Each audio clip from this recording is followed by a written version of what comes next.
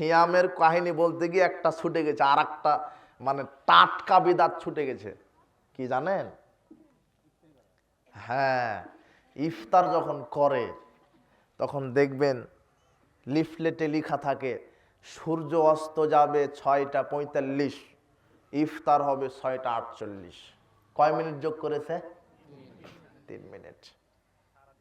বলছে যে পেট কি এত বড় হয়ে গেছে নাকি, 16 ঘন্টা না খেয়ে থাকতে পেরেছে, আর 3 মিনিট পারবো না? মানে 3 মিনিট যোগ করবে, পরে ইফতার করবে। অথচ রাসূল সাল্লাল্লাহু আলাইহি সাল্লাম বলছেন ইযা গরাবাতিশ শামস ফাকাদ আফতারা সায়েম, সূর্য যখনই ডুবে যাবে তখনই সায়েম কি করবে? তার মানে 6টা 45-এ ডুবলে 6টা 45-এ ইফতার। 1 মিনিটও যোগ করার সুযোগ নাই। যোগ করে দিল, সিয়াম কবুল হবে না। রাসূল সাল্লাল্লাহু আলাইহি সাল্লামের কথাতে হলো না তো? বুখারী 1954 নম্বর হাদিস, যখনই সূর্য ডুবে যাবে তখনই সায়েম কি করবে? ইফতার করবে। আমি তাদেরকে বলি, লজ্জা শরম হায়া পিত ঘৃণা নাই, তাই এক শ্রেণীর এই কানা টেরা বোবা শয়তানেরা মুফতি বলে যে আহলে হাদিস নাকি ইহুদি খ্রিস্টানের দালাল। মানে এরা ইবলিস শয়তানের দালালেরা, এই কানা মুফতি টেরা মুফতি, এরা বলছে কি আহলে হাদিস ইহুদি খ্রিস্টানের কি দালাল। তো কোথায় দালালি করে? রাসূল সাল্লাল্লাহু আলাইহি সাল্লাম বলছেন যদি আপনি কাউকে কাফের বলেন, কাফের যদি আমি যদি না হই তাহলে যে বলেছে সে কাফের। আহলে হাদিস যদি ইহুদি খ্রিস্টানের দালাল না হয় তাহলে যে দালাল বলেছে সে কি? সে দালাল। আমরা ইহুদি খ্রিস্টানের দালালি করি? দালালি কে করে? আপনারাই দালালি করেন। তার প্রমাণ হচ্ছে 3 মিনিট যোগ করে দেরিতে ইফতার করা। ইহুদি খ্রিস্টান দেরিতে ইফতার করে। রাসূল সাল্লাল্লাহু আলাইহি ওয়াসাল্লাম বলছেন দিন ততদিন বিজয়ী থাকবে যতদিন মানুষ তাড়াতাড়ি ইফতার করবে। লিয়ান্নাল ইয়াহুদা ওয়ান নাসারা ইউআখিরুন, ইহুদি খ্রিস্টান দেরিতে ইফতার করে। আহলে হাদিসেরা সূর্য ডোবার সাথে সাথে ইফতার করে, আর তোমরা 3 মিনিট যোগ করে প্রমাণ করো তোমরা ইহুদি খ্রিস্টানের দালাল। আহলে হাদিস ইহুদি খ্রিস্টানের দালাল নয়। রাসূল সাল্লাল্লাহু আলাইহি ওয়াসাল্লাম বলছেন মা হাসাদাতকুমুল ইয়াহুদু আলা শাই, ইহুদিরা মুসলমানের সাথে বিরোধিতা করে বিশেষ করে 2টা বিষয় নিয়ে। কয়টা বিষয়? সালাম ও তামিন, ইহুদি খ্রিস্টানেরা মুসলমানেরা পরস্পরকে সালাম দেয় আর এরা জোরে আমিন বলে। মুসলিমরা জোরে আমিন বলে। জোরে আমিন বলা এটা ইহুদিরা সহ্য করতে পারে না। জোরে আমিন বললে ইহুদিরা কি করতে পারে না? সহ্য করতে পারে না। তো ইহুদি খ্রিস্টানেরা আমরা বিরোধিতা করলাম নাকি? চুপে আমিন বলা ইহুদি খ্রিস্টানের ভালো, তার মানে তুমি চুপে আমিন বলে প্রমাণ করো যে তুমি ইহুদিদের দালাল। আর আমরা জোরে আমিন বলে প্রমাণ করে আমরা ইহুদি খ্রিস্টানকে 5 পয়সা দাম দিই না। তোমাকে 5 পয়সা দাম দিই না, তোমার নেতাকে তোমার মুফতিকে, হ্যাঁ তোমার নেতা মুফতি যদি কোরআন সুন্নাহ অনুযায়ী চলে তাহলে আমরা তাকে সালাম জি সম্মান করব। জি না, কোরআন হাদিসের বাইরে আল হাদিস কোনো আমল করতে রাজি নয়। কোরআন হাদিস যেখানে আমরা আছি সেখানে, কোরআন হাদিস নাই যেখানে আমরা নাই সেখানে। সে যত বড়ই পণ্ডিত হোক যেই হোক, আল হাদিসের একটা বৈশিষ্ট্য আছে, আল হাদিস সার্বিক জীবনে পবিত্র কোরআন এবং সহিহ সুন্নাহ ভিত্তিক আমল করে। বর্তমান আলহামদুলিল্লাহ যুবকদের মধ্যে যেই জাগরণ শুরু হয়েছে, আল হাদিস এই আল হাদিস যুবকদের মধ্যে তোমরা যদি এভাবে কাজ করে যেতে পারো, আগামী দিনের বাংলাদেশ ইনশাআল্লাহ আল হাদিসের বাংলাদেশ হবে। তোমরা সঠিক কোরআন হাদিস প্রচার করো। আহলে হাদিস আন্দোলন বাংলাদেশ, আহলে হাদিস যুব সংঘ যেই হোক, এখন প্রত্যেকের জমিয়ত আন্দোলন যুব সংঘ প্রত্যেকের অসংখ্য সাহিত্য ভান্ডার আছে। সাহিত্য ভান্ডার নিয়ে তোমরা দিন রাত কাজ করো। আমির জামাতের লেখা আছে, প্রফেসর ডক্টর মোহাম্মদ আসাদুল্লাহ গালিবের লেখা সালাতুর রাসূল বিতরণ করো। আর তারিক পত্রিকা, আল ইতিসাম পত্রিকা, আল ইখলাস পত্রিকা, আরাফাত পত্রিকা বিতরণ করো। রাত দিন কাজ করো। তোমরা যদি তোমাদের ঘুম কামাই করে অতন্দ্র পরের নাই যদি কোরআন সুন্নাহর বান নিয়ে এভাবে প্রচার করতে পারো তাওহীদের সুন্নাতের, ইনশাআল্লাহ আগামীতে বেদাতীরা লুকানোর জন্য শিয়ালের গর্ত খুঁজে পাবেন ইনশাআল্লাহ। এই জন্য বিদাতের বিরুদ্ধে তোমাদেরকে লড়তে হবে, শিরকের বিরুদ্ধে তোমাদেরকে লড়তে হবে। ইসলামের বিজয় ইনশাআল্লাহ হবেই হবে ইনশাআল্লাহ। তার প্রমাণ আমরা দেখতে পাই। এখন আর মানুষ গল্পে কিচ্ছা কাহিনী শুনতে পারে না, দামই দেয় না। কোরআন হাদিস যেখানে মানুষ এখন আছে সেখানে আলহামদুলিল্লাহ মানুষ এখন বুঝতে পারে। বলছিলাম যে আল্লাহ সুবহানাহু ওয়া তাআলা আমাদেরকে সঠিক কোরআন সুন্নাহ অনুযায়ী আমল করার তৌফিক দান করুন, আল্লাহুম্মা আমিন। এভাবে বহু আমল সমাজে প্রচলিত আছে যেগুলি ভালো আমল বলেই করে, অথচ সেগুলি রাসূলের তরিকায় হচ্ছে না। আর রাসূলের তরিকায় যদি না হয় তাহলে সেই আমলটা কি হবে? বাতিল। সালাত আদায় করি, পায়ের সাথে পা মিলিয়ে দাঁড়াতে হবে, অথচ 4 আঙ্গুল আধ হাত ফাঁকা রেখে দাঁড়ায়, তাই না? কোটি টাকা খরচ করে মসজিদ করেছে, আমাদের আফসোস মসজিদ কোটি টাকা দামের মসজিদ, কিন্তু দুর্ভাগ্য সেখানে রাসূলের সালাত নাই, মানুষের বানানো সালাত চলছে। বলছে যে নারীরা বাঁধবে বুকের ওপরে, পুরুষেরা বাঁধবে নাভির নিচে। একেবারে গাঁজা খেয়ে কথা বলে এরা, কয় পুরা যে খায় গাঁজা, গাঁজা খেয়ে কথা বললে তাও হয়, এমনিতেই বলে, মানে এরা অটো পাগল এরা। মানে কোরআনে কলমের কালি দিয়ে খরচ করা হয়নি যে মহিলারা বুকের উপরে পুরুষেরা নাভির নিচে, এই কথা কলম দিয়ে খরচই করা হয়নি, এমনিতেই চলে। নারী পুরুষের সালাতের মধ্যে কোনো পার্থক্য নেই। কি বললাম? নারী পুরুষের সালাতের মধ্যে কোনো পার্থক্য নেই। মহিলারা কথা বলে কেন? বেশরমা ঢং ঢং মহিলা এগুলা। যদি প্রয়োজন না থাকে তাহলে ওটা চলে যেতে হবে। আশ্চর্য কথা, নারী পুরুষের সালাতের মধ্যে কোনো পার্থক্য নেই। বলছিলাম যে নারীদের অনেক সালাত, নারীদের সালাতের ব্যাপারে কয়েকটা সতর্ক। অধিকাংশ নারীরা সালাত আদায় করে, দেখবেন তারা 2 পা জোর করে দাঁড়ায়, তাই না? বলে যে লজ্জাস্থানের সম্পর্ক নাকি মাটির সাথে থাকে, তাই এরা 2 পা জোর করে দাঁড়ায়। জি না, ভারসাম্য বজায় রেখে স্বাভাবিক গতিতে দাঁড়াবে। নারী পুরুষ একইভাবে দাঁড়াবে। যখন সেজদা দেয় দেখবেন যে বিড়াল কুকুরের মতো সেজদা দিচ্ছে, মানে পশু প্রাণীর মতো সেজদা দেয়। মানে তার এই হাতের নলাটা থাকে মাটির সাথে লেগে, আর কনুইটা থাকে হাঁটুর সাথে লেগে, তাই না? এখানে আটো সাটো করে মহিলারা সেজদা দেয়। যে না, সালাত হয়নি। সালাত সেজদা লম্বা ভাবে দিতে হবে, সোজা ভাবে, যাতে করে বাহুর মাঝখান দিয়ে বকরির বাচ্চা যেতে পারে। নারী পুরুষের একই বিধান, আটো সাটো হয়ে সেজদা দেওয়া যাবে না। আর অধিকাংশ মহিলা 5 ওয়াক্ত সালাত আদায় করে, এরা একামত দেয় না। আপনি খবর নেন, অথচ মহিলাদেরকেও একামত দিয়ে সালাত আদায় করতে হবে। কি বললাম? তবে তারা সরবই দিবে, কিন্তু উচ্চ স্বরে নয়। আর অধিকাংশ নারীরা রাতের সালাতগুলো আদায় করে নীরবে, জোরে কেরাত করে না। নারীরাও রাতের সালাতগুলি সরবে কেরাত করবে, তবে আওয়াজ হবে নিম্ন স্বরে। কি হবে? আওয়াজ নিম্ন স্বরে। নারীরাও সূরা ফাতিহা, অন্যান্য সূরা মুখে উচ্চারণ করে পাঠ করবে। নারীদের সালাত আদায় সম্পর্কে আরেকটি কথা, যে অধিকাংশ নারীরা ওয়াক্তকে মূল্যায়ন করে না। এরা জোরে সালাত আদায় করে আসরের সাথে। ও সাংসারিক এত কাজ, মনে করে যে ও দেশের একটা মন্ত্রী, এত কাজ নিয়ে থাকে, এমনিতেই ব্যস্ততা দেখায়। ব্যস্ততা আছে কথা ঠিক, সাংসারিক কাজ আছে, ছেলে মেয়েকে গোসল আছে, স্বামী ছেলে মেয়েকে খাওয়াবে। এরপরে এগুলি করার পরে দেখা যাচ্ছে যে 3টার সময় গোসল, 4টার সময় সালাত, 5টার সময় দুপুরের খাবার। জি না, টাইম টেবিল ঠিক হয়নি।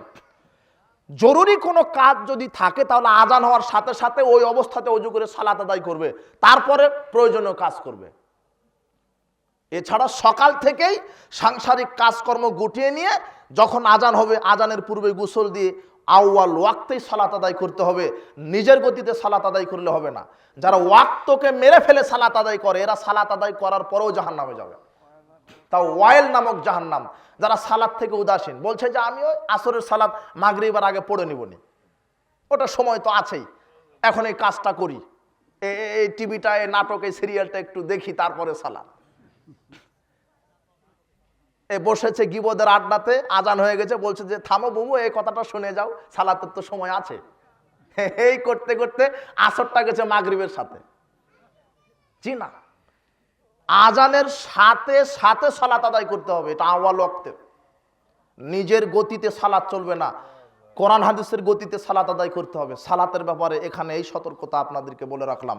বলছিলাম যে নারী পুরুষ যখন জামাতে দাঁড়াবে, নারীরা নারী, পুরুষ পুরুষ, তখন তারা পায়ের সাথে পা কি করে দাঁড়াবে? মিলিয়ে দাঁড়াবে, লাগিয়ে দাঁড়াবে। পায়ের সাথে পা কি করে দাঁড়াবে? রাসূল বলছেন লা তাজারু ফুরুজাতিল শাইতান, তোমরা দুই পায়ের মাঝখানে ফাঁকা রেখো না, পরস্পরের দুই পায়ের মাঝে, নিজের দুই পায়ের মাঝে নয়। এক শয়তান জিজ্ঞাসা করছে যে হুজুর, এই পরস্পরের দুই পায়ের মাঝে নয় শয়তান থাকে, তো আপনার যে দুই পা ফাঁকা আছে ওখানে শয়তান থাকে না? দেখেন শয়তান কি চিজ। রাসূল সাল্লাল্লাহু আলাইহি সাল্লাম বলছেন শয়তান থাকে পরস্পরের দুই পায়ের মাঝখানে, নিজের দুই পায়ের মাঝখানে শয়তান থাকে না। কিন্তু জিজ্ঞাসা প্রশ্ন করছে যে ওখানে থাকে না, আপনার পায়ের নিচে থাকে না? আবু তাহের বর্ধমানীকে এই প্রশ্ন করা হয়েছিল। আবু তাহের বর্ধমানী তখন বলছিলেন, শোনো, শয়তান তো বোকা না যে আদম সন্তানের ছোট বাবুর নিচে শয়তান থাকবে। বুঝতে পেরেছেন? শয়তান তো অত বোকা হয়নি, শয়তান ওখানেই থাকবে। রাসূল সাল্লাল্লাহু আলাইহি সাল্লাম যেখানে দেখে দিয়েছেন ওখানে শয়তান থাকবে, আর ওখানেই পায়ের সাথে মিলিয়ে দাঁড়াতে হবে। শয়তান যুক্তি দিচ্ছে, এর যে এত যুক্তি, বলছে যে পায়ের সাথে পা লাগিয়ে দাঁড়ালে কোথায় এমপি দাঁড়াবে, ভ্যান চালক দাঁড়াবে, ভ্যান চালকের পা যদি এমপির পায়ের সাথে লাগে এমপিকে অপমান করা হবে না? কি বলেন, অপমান করা হবে না? দেখেছেন, আপনার এমপি 1 কোটি এমপি, 1 কোটি নয়, সারা পৃথিবীর সমস্ত মানুষের ইমান এক দাড়ি পাল্লাতে দিবেন, আর আবু বকর রাদিয়াল্লাহু তাআলা আনহুর ইমান এক দাড়ি পাল্লাতে দিবেন। ইমান কার ভারী বেশি হবে? সারা পৃথিবীর মানুষ টিকে না একটা সাহাবীর কাছে, আর ভ্যান চালক টিকবে না এমপির কাছে, এটা কি হয়? সাহাবীরা নিজের পায়ের সাথে পা কি করে দাঁড়াতেন? মানহানি করা হয় না, মর্যাদা ক্ষুণ্ণ করা হয় না।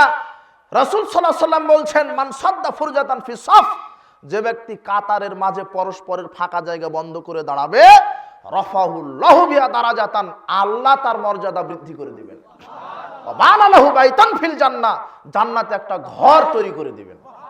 সুবহানাল্লাহ। সূরা ফাতিহা শেষে আমিন জুড়ে বলতে হবে, এটাই সুন্নাত। কি বলতে হবে বলেন তো? জুড়ে। রাসূল সাল্লাল্লাহু আলাইহি ওয়াসাল্লাম বলছেন, ইজাম্মানাল ইমাম ফাআমিনু, ইমাম যখন আমিন বলে তখন তোমরা আমিন বলো। গায়রিল মাগযুবি আলাইহিম ওয়ালাজ যাল্লিন। আমি আমিন বলেছি?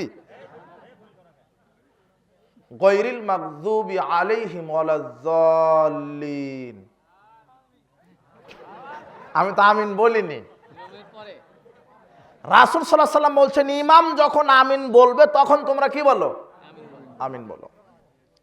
গায়রিল মাগযুবি আলাইহিম ওয়ালাজ যাল্লিন, আমিন। হলো না? এখন আমি যদি না বলি তাহলে আপনি শুনবেন কখন, বলবেন কখন, তাই না? তার মানে রাসূল ইমাম যখন আমিন বলবে সেটা আপনারা শুনবেন, তারপরে বলবেন। ফাইন্নাহু ওয়াফাকা তামিনুহু তামিনাল মালাইকা গুফিরা লাহু মা তাকাদ্দামা মিন যামবিহি, ইমামের আমিন, তোমাদের আমিন, ফেরেশতাদের আমিন যদি একসাথে মিলে যায়, তোমাদের বিগত সব পাপ আল্লাহ ক্ষমা করে দিবেন। এত বড় ফজিলত থেকে শয়তান মাহরুম করে রেখেছে জাতিকে, তাই না? চুপে চুপে জোরে আমিন বললেন নাকি সালাতের খুশু খুজু নষ্ট হয়, ও এত বড় পরেজগার। জি না, রাসূল সাল্লাল্লাহু আলাইহি সাল্লাম যেভাবে বলতে বলেছেন ওইভাবেই শরীয়ত চলবে, কোনো বড় ফকি ইমাম মুস্তাহিদের তরিকায় চলবে না। রাসূল সাল্লাল্লাহু আলাইহি সাল্লামের একটা সুন্নাতকে যদি আপনি জীবিত করতে পারেন, রাসূল সাল্লাল্লাহু আলাইহি সাল্লাম বলছেন, ইন্না মিন ওয়ারাইকুম জামানা সাবরিন লিল মুতামাসসিকি ফিহি আজরু 50 শাহিদা মিনকুম, তোমাদের পরে ধৈর্যের যুগ আসবে। আমার একটা সুন্নাতকে মানতে গিয়ে এক শ্রেণীর বেদাতি মোল্লারা মসজিদ থেকে জোরে আমিন বলার কারণে আহলে হাদিসদেরকে বের করে দিচ্ছে না? মসজিদ ভেঙে দিচ্ছে না? যারা মসজিদ ভাঙে এরা হিন্দুদের চাইতে খারাপ, ইহুদি খ্রিস্টানের চাইতে খারাপ। মুসলিম হওয়ার পর মসজিদ ভাঙো কেন বেটা? মসজিদ আল্লাহর ঘর। তুমি মানবা না, মানো না, বিরোধিতা করো কেন? জোরে আমিন নিয়ে ব্যঙ্গ করো কেন? রাফাল আদান করা নিয়ে ব্যঙ্গ করো কেন? তুমি বুকে হাত বাঁধা নিয়ে ব্যঙ্গ করো, কাতারে পায়ের সাথে পা মিলিয়ে দাঁড়ানো নিয়ে ব্যঙ্গ করো। আসলে তুমি তো আলাদিসদেরকে নিয়ে ব্যঙ্গ করছো না, তুমি রসুলকে নিয়ে ব্যঙ্গ করছো, তোমার ঈমান নাই। তুমি মনে রেখো, রসুলের বিধান নিয়ে তুমি ব্যঙ্গ করছো। রসুল বলেছেন রাফালে আযান করতে, রসুল বলেছেন বুকে হাত বাঁধতে, রসুল বলেছেন জোরে আমিন বলতে। কাজেই কোন আহলে হাদিস আলেম, কোন আহলে হাদিস অনুসারী ব্যক্তি মরবে তাও কোনোদিন রসুলের বিরোধিতা করবে না ইনশাআল্লাহ। এরা ফাঁসির কাষ্ঠে ঝুলতে রাজি আছে, চুপে আমিন বলতে রাজি নাই। এটা মনে রেখো। মাওলানা আকরাম খাকে বলেছিল, এই যে রাইফেল ধরেছি, একেবারে গুলি করে ফুটো করে দিব। মাওলানা আকরাম খা বলেছিলেন, বেটা মাওলানা আকরাম খার শরীর থেকে যত ফোঁটা রক্ত বের হবে তত ফোঁটা আল হাদিস নেতা পৃথিবীতে আল্লাহ জন্মাবেন। হুমকি দিয়ে চলবে না, ফাঁসির ভয় দিয়ে চলবে না, আল্লাহ সহযোগিতা করবেন ইনশাআল্লাহ। কাজেই সার্বিক জীবনে পবিত্র কোরআন এবং সহিহ সুন্নাহ আলোকে আমরা সার্বিক আমল সম্পাদন করব, আল্লাহ সেই তৌফিক দান করেন, আল্লাহুম্মা আমিন। এই কথা বলেই আমরা আজকের আলোচনা এখানে গুটিয়ে নিলাম। আমাদের আজকের ইসলামী সম্মেলনকে যারা যেভাবে সহযোগিতা করেছেন আল্লাহ তাদেরকে ক্ষমা করুন, যা যায় খায়ের দান করুন। যত নারী পুরুষ এসেছেন আল্লাহ তাদেরকে ক্ষমা করুন। যারা যেভাবে প্রশাসনিকভাবে বিভিন্নভাবে যারা সহযোগিতা করেছেন, অর্থ দিয়ে, বুদ্ধি দিয়ে, মেধা দিয়ে, আল্লাহ তাদেরকে বারাকা দান করুন, কল্যাণ দান করুন। যারা চাকরিজীবী তাদের চাকরিতে আল্লাহ বারাকা দান করুন। যারা কৃষক তাদের কৃষিতে বারাকা দান করুন। যারা ব্যবসায়িক তাদের ব্যবসায়ীতে আল্লাহ বারাকা দান করুন। যারা ছাত্রছাত্রী, যুবক যুবতী, এদের মেধা প্রজ্ঞা আল্লাহ বাড়িয়ে দিন, এদেরকে আল্লাহ ইসলামের পথে কবুল করুন, আল্লাহুম্মা আমিন। স্মার্টফোনে গান, সিনেমা দেখা জেনা এবং অবৈধভাবে শারীরিক সম্পর্ক আপন করাও জেনা কি? জি, এগুলি ছোট জেনা। বড় জেনা দৈহিক সম্পর্ক করা, বুঝলেন? এগুলি ছোট, তবে এগুলি ছোট গুনাহ যদি চর্চা করতে করতে ছোটটাই কি হয়ে যায়, বড় হয়ে যায়। কাজে এগুলি থেকে সাবধান। দুই জেনা পাপ কি একই রকম? না, দুই জেনার পাপ একই রকম না। এটা চোখের জেনা একরকম, মনের জেনা আর এক রকম। সবচাইতে বড় জেনা যেটা শারীরিকভাবে জেনার সম্পর্ক করা হয়, তবে ছোট ছোট জেনাই বড় পাপে রূপান্তরিত হবে। আগে মসজিদ নির্মাণ করা হয়েছে, তারপর মসজিদের সীমানার ভিতরে কবর দেওয়া হয়েছে। এ মসজিদে সালাত হবে? যে না, কবর খনন করে হাড় অন্য জায়গায় পুঁতে রাখতে হবে, না হলে মসজিদকে কবর মুক্ত জায়গায় স্থানান্তর করতে হবে। একজন যুবক যুবতীকে এবং যুবককে সচরাচর সালাম দিতে পারবে কি? জি না, পারবে না। ফিতনার আশঙ্কা আছে। গায়রে মাহরাম এগুলি চলবে না। জুমার দিনে খুতবার সময় অন্যের কাঁধের ওপর দিয়ে মুসল্লির সামনে যায়, এটা কি ঠিক? এটা বেয়াদবি, এটা ঠিক নয়। এজন্য যারা আগে যাবেন তারা প্রথম কাতারে সুন্দরভাবে এটো সেটো হয়ে বসবেন, ফাঁকা রাখবেন না, তাহলে ওখানে কাঠ ডিঙিয়ে আসার সম্ভাবনা আছে। 10 বছর হওয়ার পর সালাত ফরজ হয়, কিন্তু যদি 5 বছরের কি বাচ্চা একামত দেয়, তাহলে জামাতে সালাত আদায় করা যাবে কি? যাবে, সমস্যা নেই। জুমার সালাতের পর সুন্নাত কয় রাকাত?